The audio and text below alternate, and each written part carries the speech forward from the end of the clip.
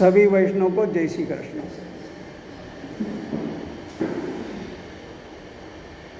आज हम श्रावण मास के पवित्र अवसर पर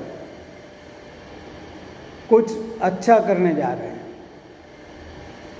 जैसे कहा गया है, सबसे पहले मैं ये कहूँगा कि ना तो मैं कीर्तनकार हूँ ना प्रवचनकार हूँ। एक साल अपना चिंतन करना है। अपने को चिंतन में हो सकता है कुछ मेरी जो अच्छे है और ऋषि मुनि के भगवान के विचार है, और कुछ ज़्यादा कुछ हो जाता है, गलती होती है, वो तो गलती मेरी है। लेकिन जो विचार है वो सत्य है, अच्छे हैं और अच्छे रहेंगे। और उसमें हो सकता है कुछ मैं अपने यहाँ दृष्टांत दूंगा। सिद्धांत को समझाने के लिए दृष्टांत की ज़रूरत होती है। हो सकता है किसको पर बंद बसता हो तो अपने आप ना ले। ये मेरी उसको शुरू में मैं उनको रिक्वेस्ट कर रहा हूँ कि ये दृष्टांत अपने को सिद्धांत समझने के लिए होते हैं। तो कहने का मतलब है कुछ पाने के लिए कुछ खोना पड़ता है, कुछ पाने के लिए कुछ खोना पड़ता है और त्याग अपने को करना होता है। जो जागता है वो पावत है और जो सोवत है खोवत है। तो हम आज अपने जो संसार के चक्र में हम माने जो कहेंगे डूबे होते नहीं कहूँगा, लेकिन संसार में जो हम कार्य कर रहे हैं उसमें से हमने श्रावण मास के ये सप्ताह के लिए 7 दिन के लिए अच्छा करने का और अमृत पीने का विचार हमेशा अमृत जैसे ही होती है। मैं कुछ बोलने में होगा मेरे ओर से गलती वो पता लगे, लेकिन विचारों जो अपने ऋषि मुनि कहे हैं वो हमेशा अमृत ही है। तो अपने को अच्छा लेना है, इसलिए हम लोग यहाँ से पे इकट्ठा हुए हैं। आज से हम लोग गीता और भागवत जो दोनों का है उसका हम चिंतन करने जा रहे हैं। सबसे पहले हमें तो गौरव होना चाहिए कि हमें मानव जीवन मिला है। मानव जीवन भगवान ने मेरे को किस लिए दिया है कि मेरे से कुछ अच्छा काम हो, मैं कुछ अच्छा करूं। हम अपने बच्चों को कुछ देते हैं तो कुछ सोच के ही देते कि भाई तू अच्छा करेगा इसलिए तू जा, लेकिन जब उसके पास ज़्यादा हो जाता है तो ये सोचता है मेरे पास बहुत अभी कुछ करने की जरूरत है, इसलिए वो आलस में अपना सब भूल जाता है। तो सबसे मैंने महत्व की बात है कि भगवान ने मुझे ये काम, मुझे जो भी शक्तियाँ दी है शारीरिक बौद्धिक मानसिक या आध्यात्मिक, वो मेरे को दूसरे के लिए दी है। दूसरों का कल्याण करूँगा, दूसरों का अच्छा करूँ तो अपने आप मेरा हो ही जाएगा। तो इस दृष्टि से मैंने भगवान ने मुझे यहाँ पे सृष्टि में भेजा है। ये हमें समझना बहुत जरूरी। भागवत का सबसे पहला यही है कि पहले अपने आप को समझो कि भगवान ने मुझे यहाँ क्यों भेजा है। बाकी जो सृष्टि में सब प्राणी भी है, लेकिन हमको कुछ विशेष दिया है और वो है मन और बुद्धि। बाकी दूसरे प्राणियों को नहीं है। हमें मन और बुद्धि दिया है तो हमें ये सोचना है कि मैं कौन हूँ, मैं कहाँ से आया हूँ, मैं किस लिए आया हूँ, मैं कहाँ जाने वाला हूँ, और अंत में मेरा और ये सृष्टिकर्ता का है, दोनों का हमारा संबंध क्या है ये हमें जानना है। ये हम जानेंगे, लेकिन सबसे पहले कहाँ गया है कि ज्ञान मार्ग में जो पतन होता है वो नास्तिक होता है। ज्ञान मार्ग में अब जो बहुत ज्ञानी है उसका जो पतन होता है, किस लिए उसको अहम आ जाता है, इसलिए उसको पतन होता है। योग मार्ग में जो कर्म करता है, कर्म तो करता है योग में, लेकिन जो कर्म दूसरों के लिए अपने लिए है तो वो कर्म उसको रोगी बना देता है। ये मेरा है मैं कर रहा हूँ मैं कर रहा हूँ, ये कर्म उसे रोगी बनाता है। और अंत में भक्ति मार्ग में जो आसक्त बन जाता है, माने किसी चीज़ में उसका मन इतना लग जाता है बाकी उसको दूसरा कुछ देखा नहीं जाता है। जैसे अपने देखेंगे आगे तुलसीदास का चरित्र तब की बात है, लेकिन जब उसमें आसक्त हो जाता है वो उसका पतन का कारण होता है।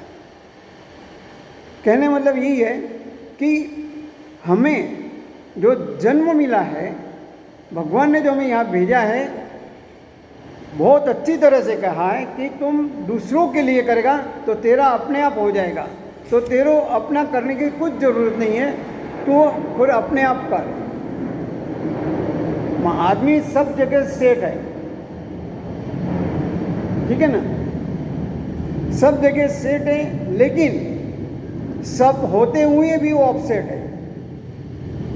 सब है उसके पास।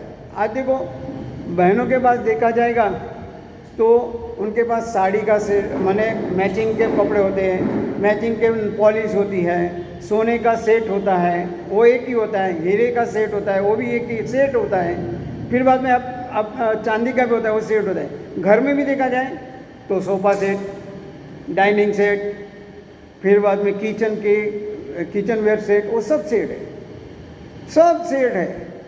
और आदमियों के पास भी देखना जाएंगे ना तो सफारी सूट माने वो सेट है, हेयर कट वो भी सेट है, सेट का माने एसीटी सेट है, लेकिन खुद अपसेट है। सब जगह से सेट है बाहरिक, लेकिन आंतरिक अपसेट है। अंतर में उनको शांति नहीं है, आनंद नहीं है, सब कुछ है, पैसा भी है, सब कुछ है, क्या नहीं है। आजकल हम देखने जाएंगे ना सबके पास बहुत कुछ है, कोई दुखी नहीं है इस दुनिया में और कोई सुखी भी नहीं है। अपवाद छोड़ के दोनों के लिए ना कोई सुखी है ना कोई दुखी है, लेकिन किसको अपवाद छोड़ के। लेकिन होते हुए भी आदमी को आदत हो गई है रोने की, मेरे पास ये नहीं है, वो नहीं है, वो नहीं है, वो नहीं है, अरे उसके पास वो है, मेरे पास ये नहीं है, मैं कुछ नहीं कर सकता हूँ। तो ये जो गीता और भागवत में कहा गया, भागवत के जो फायदे हैं उसमें और जो महत्व है उसमें सबसे पहले कहा गया है कि निर्भय बन। क्या बनना है? निर्भय बनना है। मैं किसी से डरूंगा नहीं, लेकिन आज गीता में भी कहा है अभयम सत्वसौते ज्ञान योग व्यवस्थित दानम दमश्च यज्ञश्च, ऐसा पूरा श्लोक है, स्वाध्यायस्तप आर्जवम। कहना मतलब सबसे पहले निर्भय बनना है। निर्भय क्यों बनना है और कैसे बनना है? निर्भय इसलिए बनना है कि जो आदमी भयभीत होता है वो ना तो सुख का आनंद ले सकता है ना योग में तल्लीनता पा सकता है। जिस आदमी को डर है, डर माने अभी कैसा देखा जाएगा तो किसी के पास बहुत पैसा है, अब बोलते आज पैसा है कल नहीं रहेगा, तो आज कीर्ति है, कीर्ति मेरे पास है, आज है कल नहीं रहेगी, तो ये सब सोचने वाली बात है। आज पत्नी है कल उसके छोड़ के गई, तो पति है छोड़ के गया, तो ये सब हमारे जीवन में डर है। विद्या है, कल बुद्धि का कुछ हो गया तो ये सब मन में डर है। और ज़्यादा वो डर तो अभी बाजू में रह गए, लेकिन आज सबसे ज़्यादा डर आदमियों के पास क्या है पता है? बीमारियों का डर। किसको डायबिटीज़ है, किसको बीपी है, किसको थायराइड है, किसी को बैक पेन है, किसी को कमर का पेन है, घुटने का पेन है, पैरों का पेन है, ऐसे सब दर से खूब ये हो गया है। तो ये माने जो डर जो होता है, इस डर की वजह से हम लोग अच्छा जीवन भी नहीं जी सकते। सब कुछ है और हम अच्छा जी सकते हैं, लेकिन हम अभिमन्यु बन गए। हमको बनना है अर्जुन, क्योंकि अभिमन्यु को पता, अंदर जाने का पता था, बाहर आने का पता नहीं है। और अर्जुन को भगवान ने पुशअप किया है कि तू, तेरे में सब कुछ है, करना है और तू अच्छा ही है, लेकिन ये तू सोच में पड़ गया इसलिए बीमार हो गया है, तू इसलिए ढीला पड़ गया है, तू इसलिए युद्ध नहीं करना चाहता है। हम भी अपने बीमारियों से इतने हो गए कि डॉक्टर भी कह देते हैं अरे आपको है ना ये दवाई जीवन भर लेना पड़ेगा, वो दवाई के बिना आपको कुछ नहीं होगा, जीवन भर आपको दवाई लेना पड़ेगा। हम उसी डर में भी आज दवाई नहीं लिया ना तबीयत बिगड़ जाएगी। अरे जो हम ही अमर नहीं है, हमारा जीवन ही अमर नहीं है, तो बीमारी कहाँ से अमर रहेगी? उसको हमें खाली ढूंढना है। पहले तो बीमारी क्यों आई? बीमारी इसलिए आई है कि हमें अपना जीवन का जो शैली है बहुत बदल दिया है। जो शास्त्र के अनुसार हमें जीवन जीना चाहिए उस हिसाब से हम जीते नहीं हैं।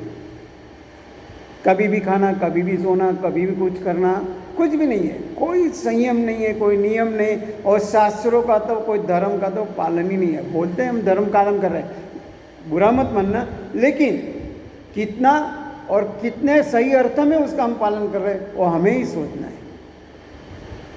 वो जब तक हम नहीं सोचेंगे तो हमारा जीवन आगे नहीं बढ़ा, विकसित नहीं होगा, हम डरे हुए हैं। और दूसरा, आदमी को दूसरी बात होती है चिंता, तनाव, काम का या कुछ भी हो। ये दो बीमारी है, ये दो मेन है ना, उसकी वजह से आदमी का जो कफ पित्त वायु जो शरीर का होता है वो बिगड़ जाता है। कहने का मतलब ये है कि सबसे पहले अपने जीवन में निर्भयता लानी है। जिसके जीवन में निर्भयता आती है वो मस्ती से जीता है।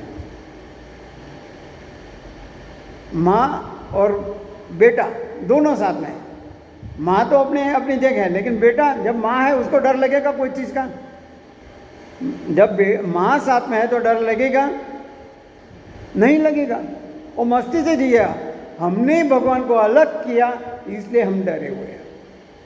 हमारे हर एक कार्य में भगवान को रखना है तो देखो अपना जिंदगी का नजरिया में जीवने का कुछ आनंद ही अलग हो जाएगा। सुख नहीं, आनंद नहीं, परमानंद मिलेगा। खाली नजरिया बदलने का है, अपना जीवन शैली बदलने का है। ये बात नहीं है परिवर्तन नहीं चाहिए, परिवर्तन चाहिए, परिवर्तन होना भी चाहिए आज के युग के ज़माने में। लेकिन वो परिवर्तन अपना शास्त्र और धर्म जो बोलता है इसके हिसाब से हमें चलना है। लेकिन कहने के लिए बहुत कुछ है। ये भागवत हमारे मन को भी सुधारता है।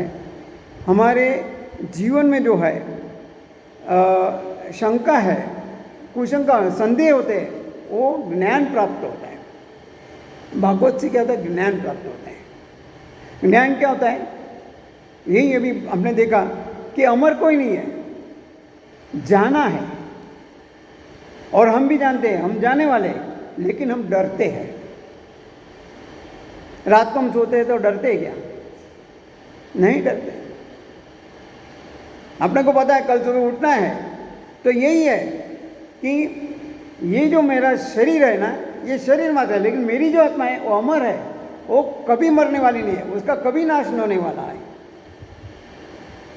मैं हूँ, लेकिन मैं जैसा कर्म करूँगा वैसा मुझे आगे जो जागरूक होना है, आगे जो जन्म मिला है वैसे मुझे मिलेगा। जैसा करोगे वैसा हमें कर्म के अनुसार मिलना ही है। तो उसने क्या कहा है कि ये जो शरीर है ना, तो जैसे गीता में एक श्लोक का है, वासा से जीर्णानि यथा विहाय नवानि गृणाति नरोपराणि तथा शरीरानि विहाय जीर्णान्यानि संयाति नवानि दी।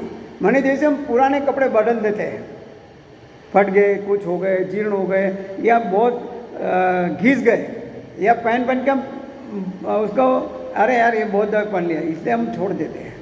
तो इसे ये शरीर जो आत्मा है ना, वो आत्मा ही वही से जैसे हमारा शरीर ये हो जाता है, जीर्ण हो जाता है, तो ये शरीर आत्मा है ना बदल देता है। और ये सोचना है कि मैं तो मेरे माँ के गोद में सोने जा रहा हूँ। अगर ये दृष्टि आ गई तो मरने का डर भी नहीं रहेगा, क्योंकि उसने कहा है आत्मा के लिए कि नैनम चिंतन्ति सहस्राणि नैनम दहति पावक न चैनम क्लेदयंतापो न शोषयति मारुता। ये आत्मा कैसी है? आत्मा को कोई ये नहीं माने शस्त्र छेद नहीं सकता, अग्नि जला नहीं सकता, पानी गिला नहीं सकता। तो ऐसा जो आत्मा है, तो ये आत्मा है ना अमर है। हम ये सब समझते हैं, लेकिन जीवन में नहीं आता है। ये जीवन में लाना है। एक बार ऐसा ही होता है, एक साधु एक गांव में किसी का लड़का मर गया। लड़का मरने के बाद क्या होता है? बट नेचुरली कुदरती है, रोना आएगा, सब कुछ दुख होगा, वो उस टाइम के लिए तो भाई उसके साथ प्रेम है तो रोना तो आना ही है, दुख तो होना ही है। लेकिन वहाँ से एक साधु जा रहा था, और साधु बोलता क्या हुआ? बोले मेरा बेटे का ऐसा हुआ, निधन हो गया, स्वर्गवास हो गया। बोले उसमें कौन सी बड़ी बात है? ये तो आना जाना लगा हुआ है, ये शरीर है तो आज नहीं तो कल जाना है। लेकिन वही साधु जब उसकी बकरी मर जाती है तो वो दुखी होता है। बकरी मर जाती है, इसका तो पुत्र मरा हुआ था इसलिए वो दुखी था, लेकिन उसकी एक बकरी मर गई तो वो बहुत दुखी हुआ, अरे मेरी बकरी मर गई, मेरे को अभी उसका दूध नहीं मिलेगा, या मेरे को कुछ भी था, मेरे को उसको बहुत प्रेम था। घर में से एक टेबल भी कुछ अपन इसमें निकाल देते हैं बाहर, क्योंकि ख़राब हो गया फेंक दो, तो वो अपने को जगह खाली लगती है। ये तो जीता जाता आदमी लड़का घर में था, वो गया, उसका दुख होना ही है। लेकिन वो साधु बोलता है ये क्या है, जब अपने ऊपर होता है तब होता है, अमल में लाना है। ये पक्का है कि उसको दुख हुआ है, लेकिन साधु जो बोल रहा है, मराठी में कहावत, जैसा बोले वैसा चाले त्याची वंदावी पावले, माने जो जैसा बोलता है वैसा चलता है तो उसके चरण चुना है। और नहीं तो आज बोलना कुछ है, करना कुछ है, और लोगों का स्वभाव है बोलने के लिए क्या था, अरे कुछ नहीं है। तो ऐसा जो है, तो ये माने भगवान से फिर बाद में धीरे धीरे भागवत का से ब्रह्मांड संबंध बढ़ता है भगवान से हमारे। क्या, जब हम अच्छे काम करने लगेंगे, ब्रह्मांड से सबसे पहले भगवान से हमारा संबंध होता है, बाद में ब्रह्म संबंध होता है, और उसके बाद में पूरा हमारे साक्षात हम नरक नहीं करें तो नर का नारायण हो जाता है। तो ये जो है, तो इसमें यही कहा है कि इसकी वजह से हमारे जीवन में जो शंका कुशंका है, उसकी जो गांठें हमारे मन में हम भ्रम करके बैठे वो निकल जाती है। तो इसका ये फायदा है भागवत का। एक बार माने कुछ चौबा जी माने मथुरा से गोकुल जा रहे थे, रात को निकलना था, यमुना में बैठ गए, नाव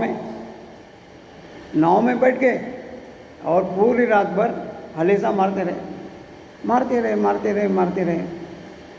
तो क्या होता है कि रात भर उसने मारा, अभी हो गया सुबह जब हुआ देखता है तो अरे ये तो मथुरा जैसे लग रहा है। तो पूछता ये क्या है, बोले ये मथुरा ही। अरे तो उसको जब नशा उतरा तब उसको पता चला कि नाव जो खुटे से बांधी थी वो उसने छोड़ी नहीं है। हम भी वैसे करते हैं, हमारे विचारों में जो मगज में एक बार घुस जाता है हम उसको छोड़ना नहीं चाहते, उसको पकड़ के रहते हैं, तो हमारा विकास कहाँ से होगा। तो यही माने हमको ज्ञान प्राप्त होता है भागवत में, ये ऐसे करने से हमारा ज्ञान प्राप्त है। कहाँ है, खोज सकल जहाँ पे पाया तेरा पता नहीं, जब पता तेरा लगा तो अब पता मेरा नहीं।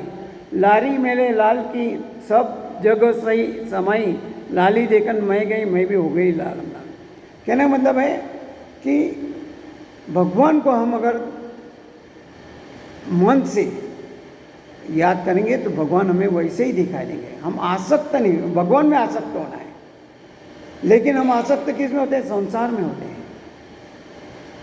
पदार्थ में होते हैं। आसक्त तो होना ही है, लेकिन वो आसक्त किस में होते हैं। भगवान ने यही कहा, सृष्टि बना है और मौज मस्ती से जियो, सब कुछ करो, लेकिन जो मौज मस्ती करनी है उसमें डूबना नहीं है। वक्त आए तो छोड़ना है तो छोड़ दो, उसके लिए चिंता नहीं करना, ये छोड़ूंगा क्या करूँगा, इसके लिए क्या होगा, वो नहीं करना है। छोड़ना है छोड़ दो, मोह माया में फंस के नहीं रहना है।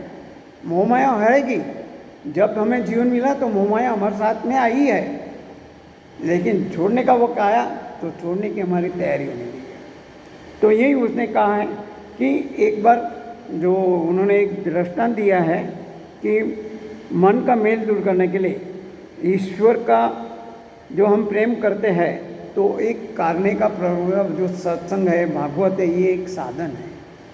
अगर हमें कोई अच्छा संत मिल जाता है, अच्छा व्यक्ति मिल जाता है, अच्छा गुरु मिल जाता है, तो हमारे जीवन में परिवर्तन आ सकता है। तो उन्होंने यहाँ पे ये एक दृष्टांत दिया है कि एक रंगदास नाम का आदमी था, वो वेश्या में बहुत आसक्त हो गया, इतना आसक्त हो गया था, इतना उसको कुछ नहीं दिखाई दे रहा था। तो एक बार रामानुजाचार्य है, उनके जीवन का बना हुआ प्रसंग है। तो रामानुजाचार्य वहीं से जा रहे थे, तो उन्हें देखा कि क्योंकि जो संत और पहुँचे हुए सिद्धि पाए हुए जो होते हैं उनको पता चलता है। तो उन्होंने उसका चेहरा देखा, चेहरा देखते ही उन्हें पहचान लिया, अरे ये बंदा तो भगवान का होना चाहिए, ये भक्त होना चाहिए, ये क्यों यहाँ ये कर रहा है। तो उसके पास आए और उसने आके देखा, क्योंकि वो वेश्या का जो था वो छवि और गए उसके साथ में चल रहा था। तो वो रामानुजाचार्य ने उसे रोका और पूछा कि ये जो हाड़ मास की जिसके अंदर शरीर में विष्ठा भरा हुआ है, सब गंदा है, उसमें कोई सारे कितने, ये सब कुछ जो सुनाया, तो उसके लिए आसक्त हो रहा है। अगर जो सर्वसमर्थ है, शक्तिमान है, उसके लिए तो यह आसक्त होना चाहिए। ऐसा बोल के उसको एक थप्पड़ लगाया। जैसे थप्पड़ लगाया तो उसको दिन में तारे दिखा दिए, कहने मतलब तो उसको सही ज्ञान हुआ। देखो, एक गुरु या संत या कोई अच्छा मिलने से ये फायदा हुआ है, उसको ये हुआ, ज्ञान हुआ कि अरे मैं कहाँ फंस गया था। तो उसने तुरंत छोड़ दिया, और वेश्या को भी छोड़ दिया, सब कुछ छोड़ दिया और भगवान के लीन हो गया और भगवान का काम करने लगा। कह रहे मैंने ये अगर हमें ज्ञान होता है तो हमारे जीवन में वैराग्य भी आ सकता है। वैराग्य माने यही नहीं समझना है कि संसार छोड़ के भाग जाना है। संसार में भगवान ने हमें जो दिया है मौज मस्ती करने के लिए ही दिया है, दुखी रहने के लिए या उदास रहने के लिए नहीं दिया है, सुखी रहने के लिए दिया है। तो ये जो जीवन हमें मिला है, रोते हुए नहीं गुजरता, हंसते हुए गुजरना है, प्रेम करते हुए दिखाना है।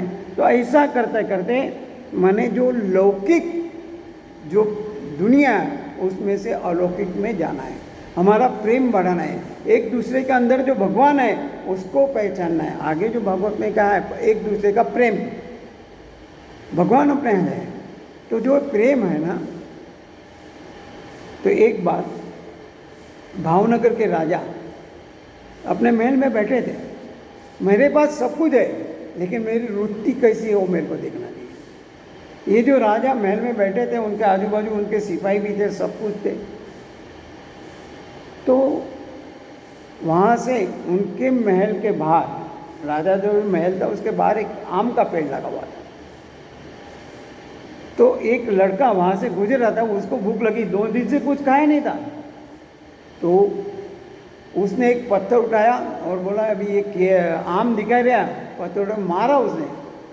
तो आम तो नहीं गिरा, लेकिन वो जो पत्थर है ना, जो राजा जहाँ बैठा था, राजा के पास गया और राजा को सिर में लगा।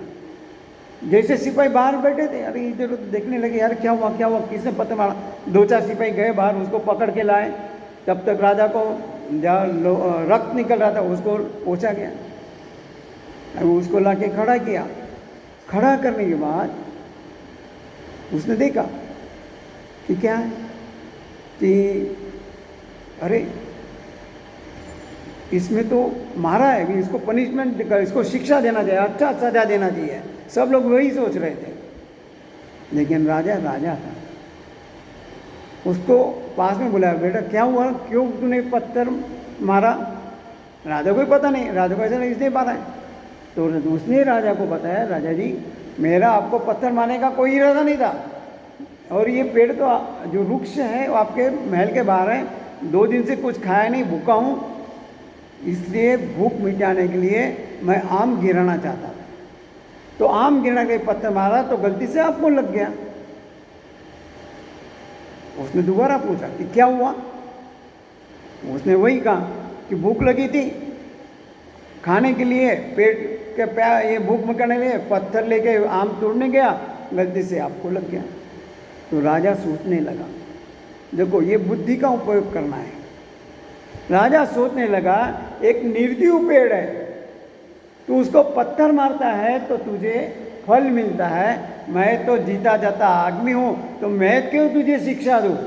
तो राजा ने तुरंत वहाँ कहा कि अरे इसको अच्छे से खाना खिलाओ और सोना मोहर भी दे दो। मेरे पास शक्ति है, क्षमा, किसी को माफ करना, सब सामर्थ्य होते हुए भी, शक्ति होते हुए भी किसी को क्षमा करना, माफ करना, ये हमारे है। लेकिन हम करते क्या? अपने किसी को पत्थर मारा तो अपन कितना झगड़ा करते हैं, कहाँ ले जाते हैं पुलिस तक, पहले तो उसके माँ बाप निकलते, ये संस्कार निकलते, सब कुछ ये होता है। मेरे पास भागवत ये सिखाता है, मेरे पास सब कुछ होने के पास एक दूसरे का प्रेम करने का, क्षमा करने का, माफ करने का, तेरे में गुण आया क्या वो देखना है। राजा ने उसको फिर वैसे छोड़ दिया। कहने वाली ये कि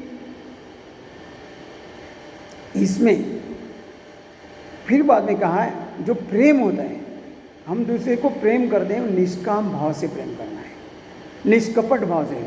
कपट को बन के या कुछ स्वार्थ के लिए मैं आपसे आज संबंध बांध रहा हूँ, अरे नहीं ये कमिश्नर है ना, कल मुझसे इस कुछ फ़ायदा ले लूँगा, इससे कुछ, अरे यार इससे फ़ायदा करना, ये स्कूल का प्रिंसिपल है ना, अपने को नाते पोते या लड़कों को अच्छा काम लगेगा। स्वार्थ भावना नहीं होनी चाहिए, निष्कपट या निष्काम प्रेम होना चाहिए। जो ऐसा करता है उसे भगवान का साक्षात होता है, भगवान उसको प्रसन्न होते हैं, उसको भगवान उसको भी उतना चाहते हैं। कहने मतलब ये है कि एक बार श्री कृष्ण भगवान ने भी जस्ट नाटक किया और उन्होंने कहा कि मुझे पेट में बहुत दुख रहा है, तो बोले चलो वैद्य को बुलाओ। मैंने उस जमाने वैद्य थे, डॉक्टर तो नहीं थे, वैद्य को बुलाओ, ये वो हकीम को बुलाओ, ये बुलाओ वो करो। बोले कुछ नहीं काम लगेगा, ये कुछ मेरे काम के नहीं आएगा। तो बोले फिर क्या करेंगे? नहीं, बोले मेरे को जो वैष्णव है वो अपने चरण रज देगा ना, तो मेरी पेट की बीमारी अच्छी हो जाएगी। उसने रानियों को, क्योंकि रानियों पास में ही थी तब, अब रानियाँ बोलती है अपने तो मैंने उस जमाने की बात है, पति परमेश्वर है, अपने चरण की रज पति को कैसे दिया जाए, स्वामी को कैसे दिया जाए? स्वामी को तो हम पैर छूना चाहिए, उनको ये करना चाहिए। तो कृष्ण ने देखा कोई नहीं है, कोई नहीं आ रहा है, ऐसे ही करते करते सब बने, वहाँ पे बात फैल गई, गोपियों को पता चला। गोपी ने बोले क्या हुआ? कृष्ण बोले कृष्ण के पेट में कुछ गड़बड़ है, तो उसकी वजह से ये है, उदासीन है, बेचैन है। तो बोले क्या है? तो कोई हकीम को बताया? बोले उनको हकीम काम नहीं लगेगा, वो बोल रहे मेरी जो अपनी चरण रज देगा भगवान ठीक हो जाएंगे। तो वही करते करते गोपियों ने कहा ये तो अपना स्वामी भगवान है, तो क्या है तो है, लेकिन अगर वो अपने चरण रस से अच्छा होता है तो मैं देने को तैयार हूँ। यही फर्क होता है। गोपियाँ तैयार होगी, चाहे मुझे इसके लिए नरक में जाना पड़े, मैं तैयार हूँ, मैं अपने चरण रस दे दूंगा उनको। तो उन्होंने, गोपियों ने दिया है। माने ऐसा माने किसी भी जिसके ऊपर आप प्रेम कर रहे हैं ना, फिर वहाँ देखना नहीं मुझे क्या तकलीफ होगी, नरक में जाना पड़ेगा तो भी जाएंगे, ये तो नरक की बात है। अपने को कुछ कष्ट करना है ना, अरे उसके वहाँ इतना जाना है, उसको होता है कौन जाता है, छोड़ो ना, वो संभाल लेगा। हमारी ये वृत्ति होती है। लेकिन कोई अगर दुख में है, कोई इसको हमारी ज़रूरत है, निष्काम भाव से जाओ, उसके पास कोई स्वार्थी की अपेक्षा ना करो, वो मेरे से कुछ देगा ऐसा कभी मत सोचना है। और उसके बाद में आता है भागवत और गीता में पाप का नाश हो जाए। पाप और पुण्य ये दो चीज़ें। हमें क्या चाहिए? पाप करेंगे लेकिन उसका शिक्षा नहीं चाहिए, और पुण्य नहीं करना है लेकिन हमें फल चाहिए। हमारे आदमी मानो कि ये एक सोच हो गई है, यहाँ पे बहुत अच्छा ये मैंने आत्मदेव की कहानी आती है कि एक बार तुंगभद्रा नदी के किनारे आत्मदेव नाम का एक ब्राह्मण रहता था। तुंगभद्रा माने, तुंग माने भद्रा माने अच्छा करने वाली, और तुंग माने बढ़ाने वाली। ऐसे नदी के किनारे माने एक ब्राह्मण रहता था। तो ये ब्राह्मण की पत्नी का नाम था धुंधली। धुंधली माने ऐसी उसकी पत्नी थी कि बहुत कर्कशा, पति को साथ झगड़ा करने वाली, कुछ भी साथ नहीं देने वाली, वो जो कुछ कहता है उसका उल्टा करने वाली, ऐसी उसकी धुंधली बुद्धि थी। अब धुंधली माने यहाँ पे बुद्धि कहा गया है, और तो आत्मदेव माने अपना जीव, वो आगे हम देखेंगे उसका। तो कहने मतलब, तो वो दोनों पति पत्नी वहाँ रहते थे, उनको कोई संतान नहीं थी। उनका संसार चल रहा था, लेकिन संसार में जो सुख चाहिए, आनंद चाहिए, सुख होगा लेकिन आनंद चाहिए, वो नहीं था। और वो उसका भी सोचना वही था कि संतान तो जरूरी है, संतान के बिना। और पहले के ज़माने में सोच अलग थी, अभी अलग है।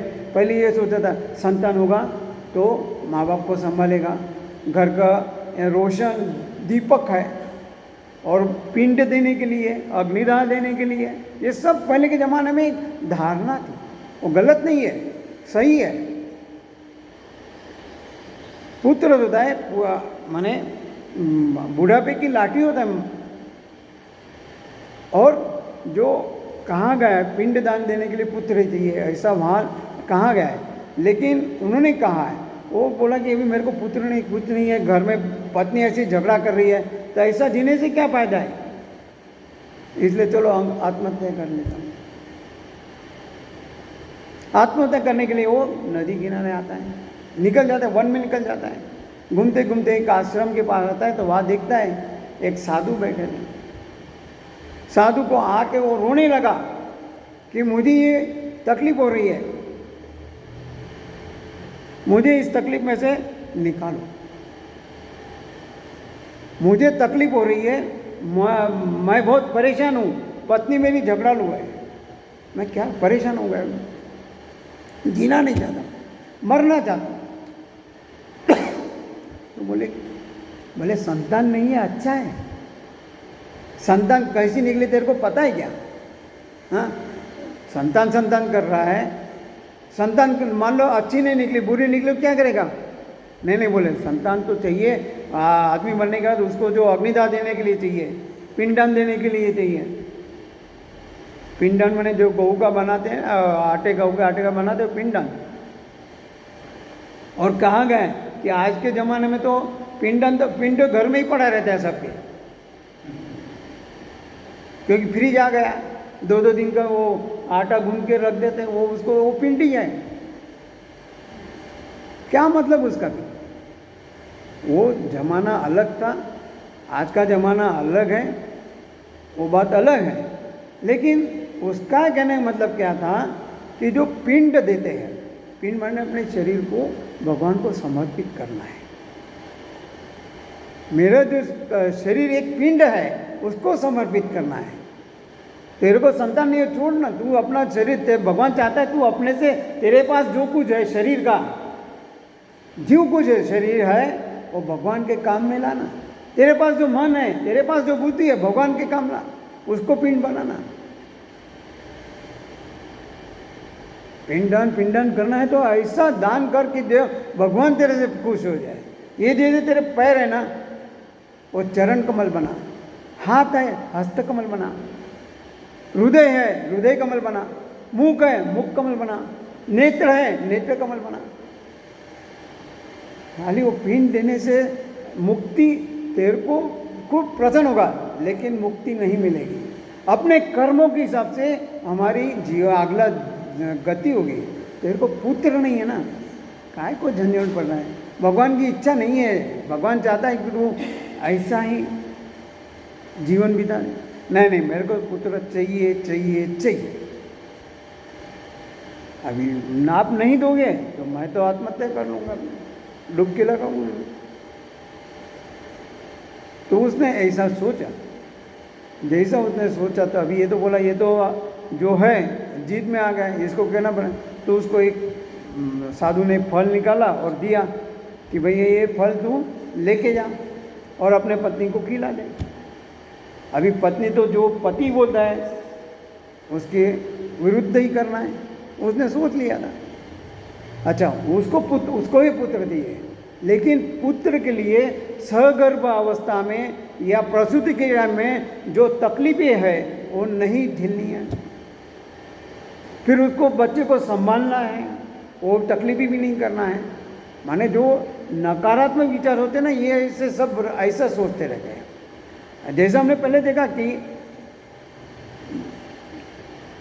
पुण्य नहीं करना है लेकिन फल चाहिए, और खराब काम कर रहे हैं वो पाप की शिक्षा भी नहीं चाहिए। लेकिन उसने कहा, वो फल दिया तो बोला ठीक है। उसने अपनी बहन को, छोटी बहन थी, उसको बताया कि ऐसा ऐसा है, क्या करेंगे। तो उसने कहा कि तू एक काम कर, ये फल को जाने दे, ये मेरे जो पुत्र होने वाला है ये तू ले लेना। और ये फल उसने बाहर जो गाय थी उसको खिला दिया। कुछ समय के बाद उनके वहाँ पुत्र हुए। गाय को हुआ, उसका नाम रखा गोकर्ण, और इससे जो पुत्र हुआ उसका नाम रखा धंधुकारी। धंधुकारी जो था पुत्र हो गया, समय निकल रहा है। लेकिन कभी कभी क्या होता है, कभी कि नहीं अक्सर उसके अंदर जो संस्कार आए, क्योंकि घर में ज़्यादा पुत्र माँ के पास रहता है, तो जो माँ के जो संस्कार उसको निगेटिव, वो भी वही सोचता था, वो पूरा इसमें डूबा हुआ था,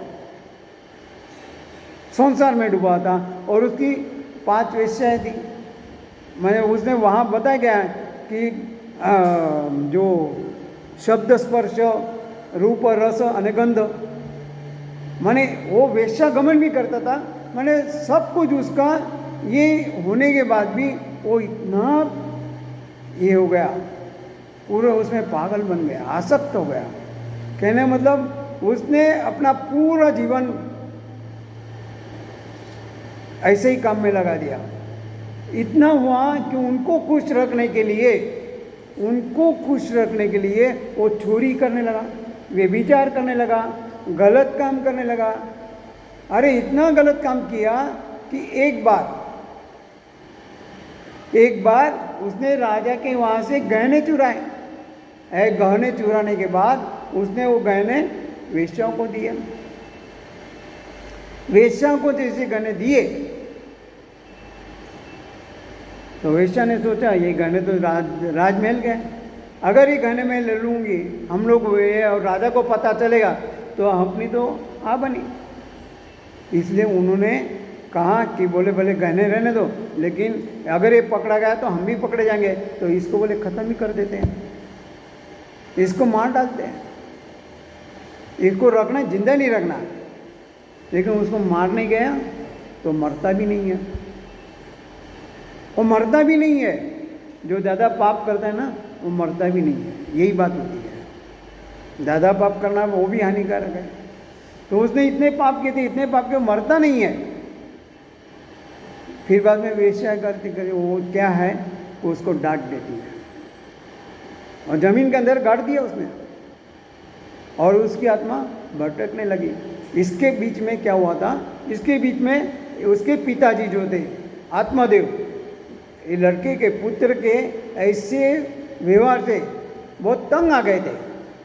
तो गोकर्ण था वो अच्छा था, उसके संस्कार अच्छे थे, उसने सब कुछ अच्छा किया था।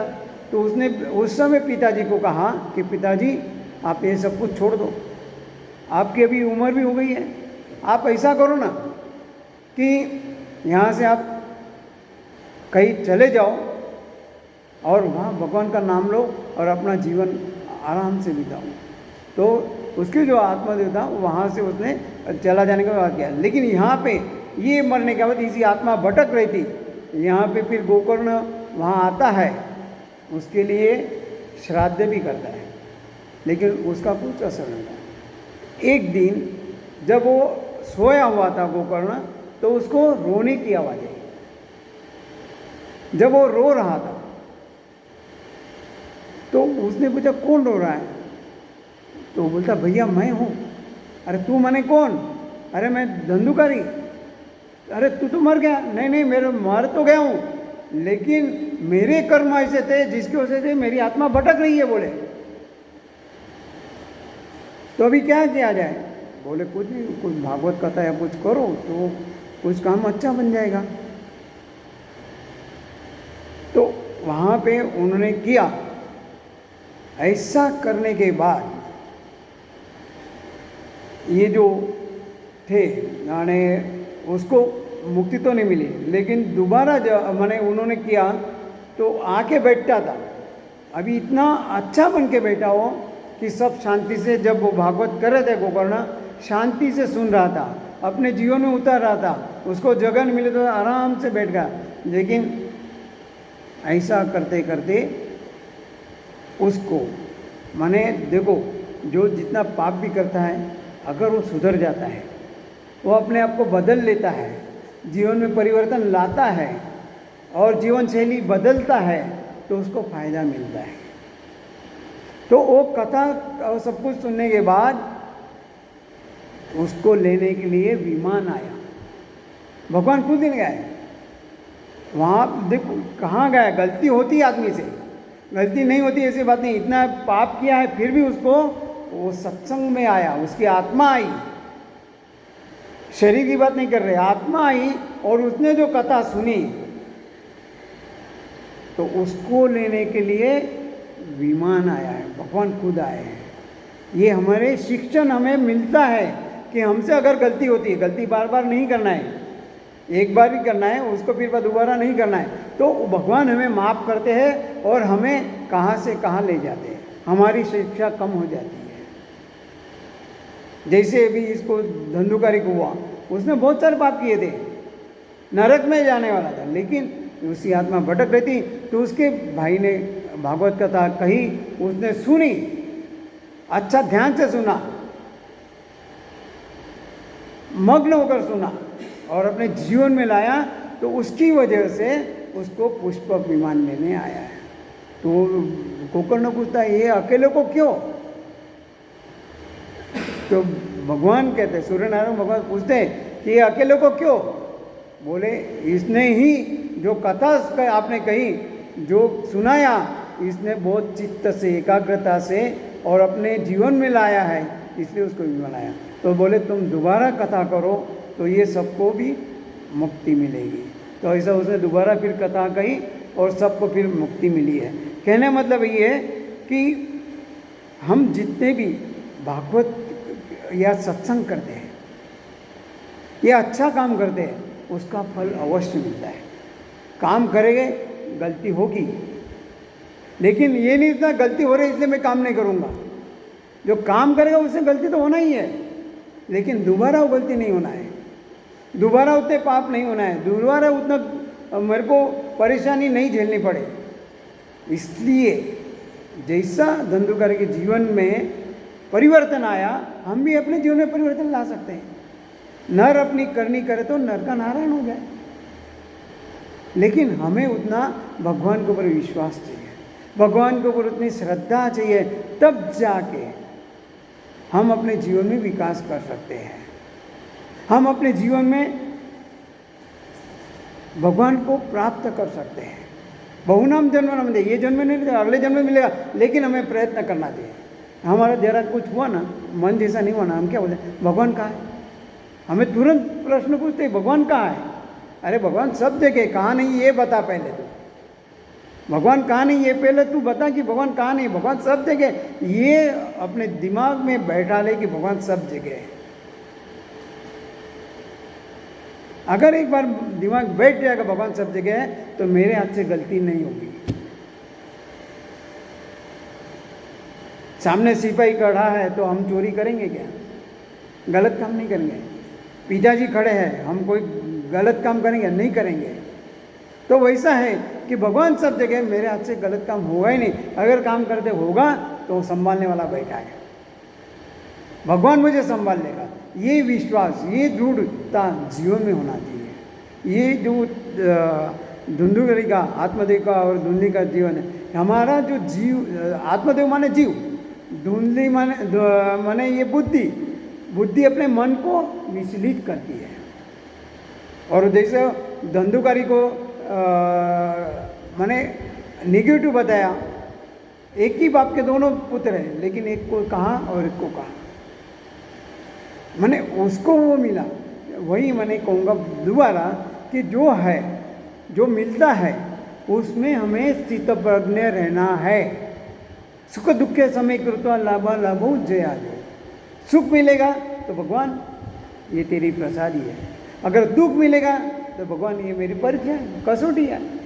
आजकल तो पहले हमारे 3 मासिक, 6 मासिक और वार्षिक परीक्षा होती है, लेकिन आज तो बच्चों की देखो ना कि वीकली टेस्ट होती है, वीकली टेस्ट होती है। तो अभी ये कलयुग में भी है, हमारा वीकली, भगवान अपना वीकली का डेली हमारी परीक्षा ले सकता है, लेकिन हमें स्थित प्रज्ञ रहना है। सुख मिले तो भी ज़्यादा ही छलकना नहीं है, और दुख मिले तो भी निराश नहीं होना है, गिर नहीं जाना है। भगवान कहाँ है ये प्रश्न ही नहीं पूछना है, इसमें ये सोचना है कि भगवान ने जो किया मेरे अच्छे के लिए किया है। गुजराती में एक कहावत है, शोक करे तो शा माटे, भगवान करे तो भला माटे। मैंने तो शोक क्यों करता है, क्यों दुखी हो रहा है? भगवान जो कुछ करता है भले के लिए ही कर रहा है, ये समझना। नहीं तो हम आज मानव जीवन ऐसा हो गया कि उसके पास इतने नकारात्मक विचार है ना कि सकारात्मक विचार तो जगह ही नहीं है उसके जीवन में। इसलिए आज हम लोग दुखी हैं। हम लोग दुखी इसीलिए है, ज़्यादातर लोग दुखी इसलिए है। अगर कुछ मन कहते ना तो समझना, मन को समझाना कि ये मेरे काम की नहीं थी, इसलिए भगवान ने मेरे को ये नहीं दिया। ये हमें हमारे जीवन में लाना है। देखो हमारा यहाँ पे भी कहा गया है गीता में, दुखेश्वनो द्विग्मनमनाः सुखेषु विगत स्पृह वीतराग भय क्रोध स्थितधीर मुनिरुच्यते। अर्थात दुखों से जो व्यग्र होता है, होता नहीं, दुखों से जो व्यग्र नहीं होता, सुखों जिससे स्पृहा नहीं है, और राग क्रोध और जो है, जो उससे मुक्त है, ऐसा जो जीव है वो स्थित प्रज्ञ कहलाता है। स्थित प्रज्ञ कौन? मैंने भी, हमने भी देखा है। हम बोलेंगे राम और कृष्ण, अभी राम का क्या था हम सब लोग जानते हैं, आगे आएंगे तब देखेंगे कि राम को राज्याभिषेक हो रहा है, लेकिन उसके पिता दूसरे दिन पता चला कि उसको वनवास जाना है।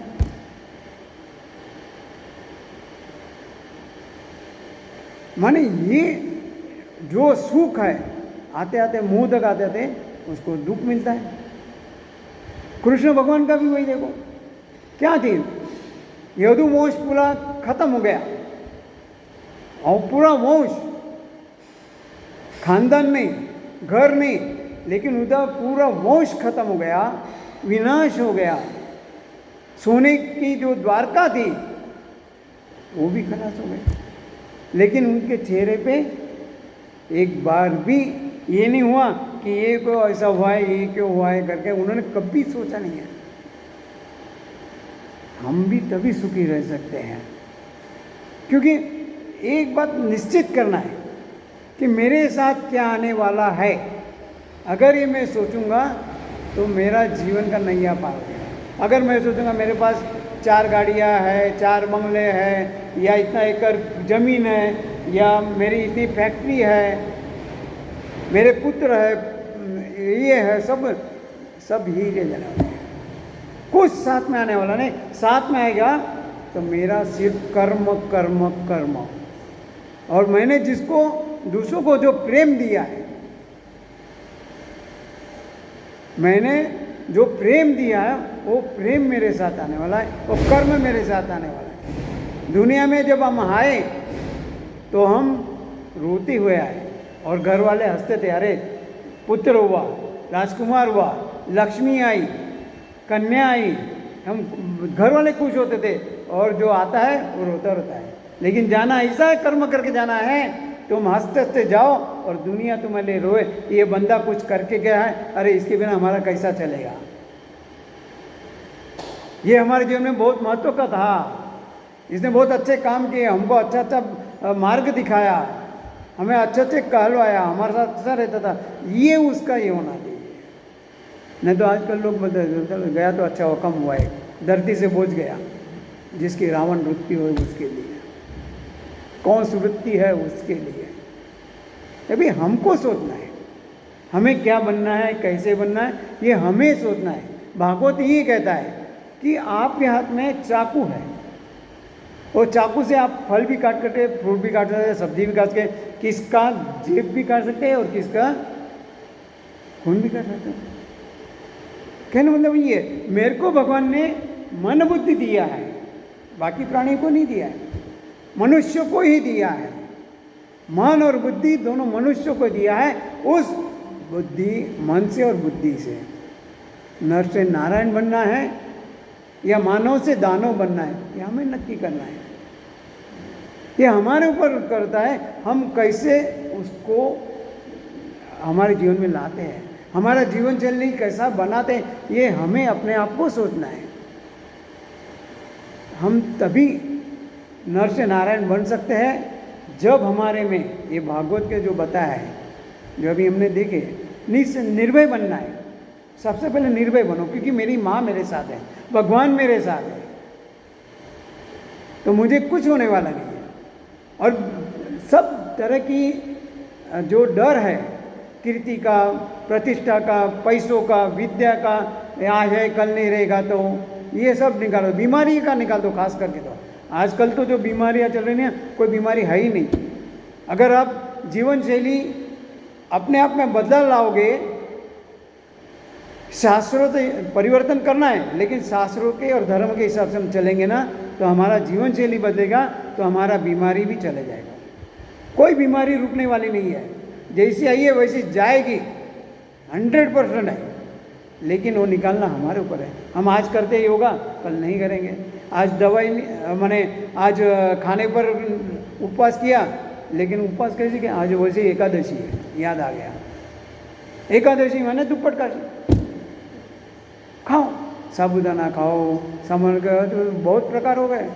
पहले तो सामान खाली खिचड़ी बनती है, आज तो वड़े बनते हैं, खीर बनती है, क्या क्या नहीं बनता है साबुदाने का, बगर का भी वही है। माने खाना माने खाओ।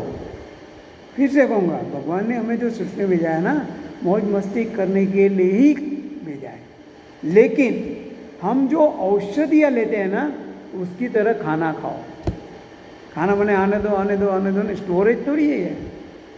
शरीर को योग्य लगे उतना ही खाना खाओ और सात्विक खाना खाओ। इतना अगर हम करेंगे ना, तो कोई बीमारी नहीं है कि हमारे पास से रुक जाएगी, अपने आप भाग जाएगी। बीमारी कुछ सोचेगी, इसके पास जाने जैसा नहीं है। No diabetes, no blood pressure, no thyroid, no कुछ, दर भी मिट जाएंगे। आप उस हिसाब से जो बताए उस हिसाब से चल लेंगे। तो कहने मतलब यही है, जो भागवत का जो महत्व था, यहाँ पे हम फलश्रुति देख रहे थे, भागवत का जो महत्व है, उसके जो उन्होंने जो बताया है, जो फायदे, वो हमने देखे। आगे थोड़ी देर बाद देखें, 5 मिनट का ब्रेक।